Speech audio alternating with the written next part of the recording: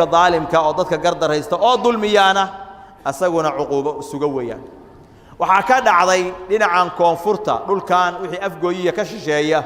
أو بير الليدة قصة ضدك حقوقال كأها أي شيء ولي بحلقة في كبضنا أي قصة أي شيء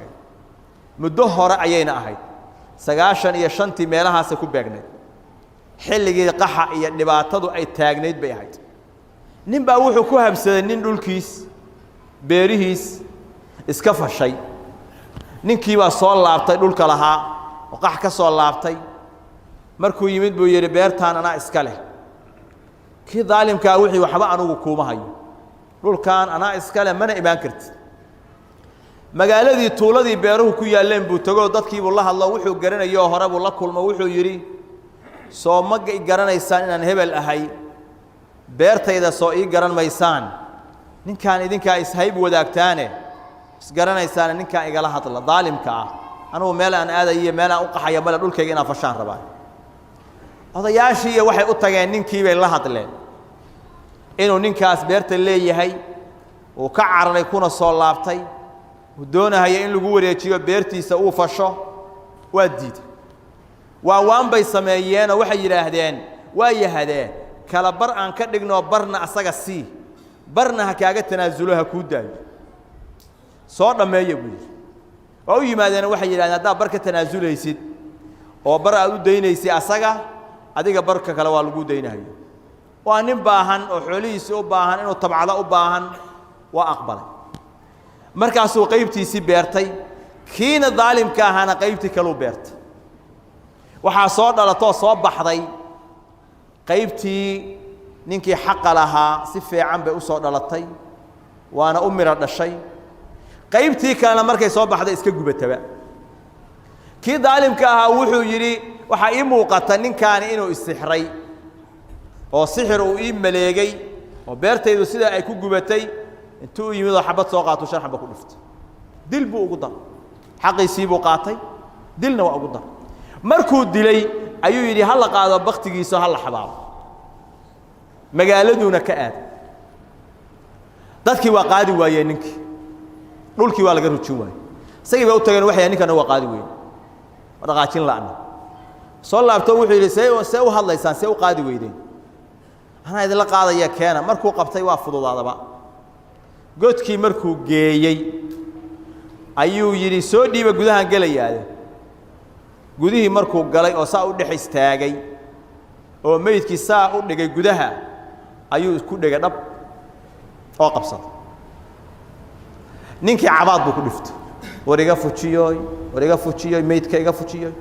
dadkii markay arkeen ninkii daalimka ahaa oo qabrigii dhexdiisa u taagan oo dhawaaqaya meydkiina uu ku dhagan yahay ayaa intay argagaxeen kulligood meesha ka cararay qoraxduna mar ay sii gaabanayso sii dhacaysay ahayd dadkii waa argagaxeen magaaladii bay iskugu tageen hal qof oo ku dhiirada inuu soo laabto waa laga waayay markii waagu bariyay ayaa la yiri meeshii aan fiirin waxa loogu yimid labadoodii oo meyd isla ah oo kii daalimka ahaa uu hooseeyo kii uu dilay oo madluumkaana uu koreeyo ciida lagu wada xabaalo lagu wada tagay cuquubada qofka daalimka ah axyaanan waxay ugu imaanaysaa asagoo nool ayuu silc u dhimanahay mar maalkiisay galaysaa mar caafimaadkiisay galaysaa masaa'ib kala duwan baa ku dhacaysa أحد المشايخ باوحو كشيكي قصة عجيب أهيد قصة داسي وحي أهيد هويني بعد لبطي هبين كستا نين أي قرابيهين وأخيارها وعلماءها ورويكو أركا قبري جيدي أو قبنا هيو هولع كشدن يهي أيا وحا كد حيير يا عيدي أو هولع عيسى أوران عيسى الحليب الحليب الحليب أرجعسي كل واقعي بس أعوذ بالله استاني كان فروك قاضي دور السنة مركي كسو وليكتي رؤيتي هبا يكسو الله بنا يسو أيا نينكي وحو قوان صدي أرين تاني نبارو أو أي لا دا هوين تان قبنا يسو قبرك كو قبنا يسا ورؤيتي كو أركا هيو الحليب الحليب عانها يكو هيسا قرابة دي بو يميت داد كيدي وريستي قريقي بو يميت qisadan waxaa la yidhi haddaa saa soo aragtay waa macruuf haweentan waxay haysay ilmo ay dhashay iyo ilmo ninkeedu dhalay oo ayadu aysan dhalin oo saqiiro ah bay haysay biilkaa loogu dhiibaa caanaha markay keento ilmaha aysan dhalinna koobka barkiis bay biyo ugu dartaa waa u baraxdaa kuwa ay dhashayna biyo uguma darto ayagoo aan biyo lahayn bay siisaa macruuf bay ahayd inay ilmaha saqiirka ah oo mas-uulka ay ka tahay oo biilka loogu wada dhibay qaarna caanaha ay biyo ugu darto qaarna waxa weeyaan ay ka daysa biyaha macruuf bay ku ahayd ereyga marka aad arkaysa alxaliib annagu intaan ka ognahay xogtiisu intaas weeye walaalayaal waxaan ogsoonnahay dadkii daalimiinta ahaa oo waddankan halaagay maanta xaggay ku dambeeyeen walidaalika nabigeenna calayhi salaatu wasalaam xadiidkaas qofkii taa ka dulmiya toddobada dhul baa qoorta loo gelinahayaa saciid ibnu zayd saxaabigii la odhan jiray ayaa haweeney waxay ku qabsatay dhul arwaa la odhan jiray markaasay waxay tidhi deris bay ahaayeen dhulkan anaa iskale dhulkayga qayb ka midoo ku jira markay ku qabsatay baa ninkii madaxda ahaa wuxuu yidhi dadkan maxaa u dulminaysaa haweentan miskiinta maxaad u dulminaysaa markaasuu wuxuu yidhi ma anoo nebi moxamed ka maqlay man dalama qiida shibrin min alardi tuwiqahu min 7 aradiin qofkii haltaa ka dulmiya 7 dhul baa qoorta loo gelinayaa anoo nebi moxamed ka maqlay miya iga suurtowdaa inaan dulmiyo oo xaqeeda aan qaato inta ay sheeganayso oo ay leedahay waa iga haystaa ayadu ha calaamadaysato ha qaadato markaasay intii ayadu ay rabta calaamadaysato tiri intaan anaa leh laba arrimood buu ku habaaray ilaahu wuxuu yidhi acmi basaraha ilaahu araggeeda tir oo indhaha ka tuur wajcal qabraha fii daariha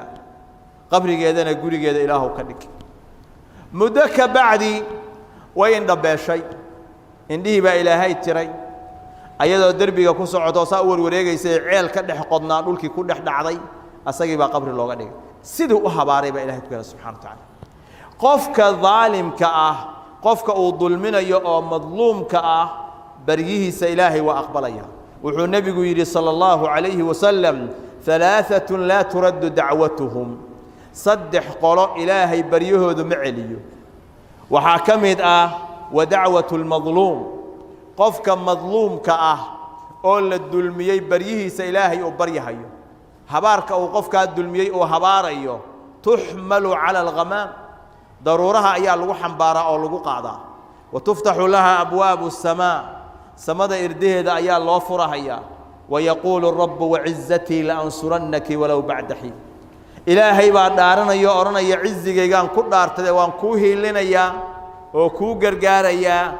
walow bacda xiin waqti kadibba ha ahaatee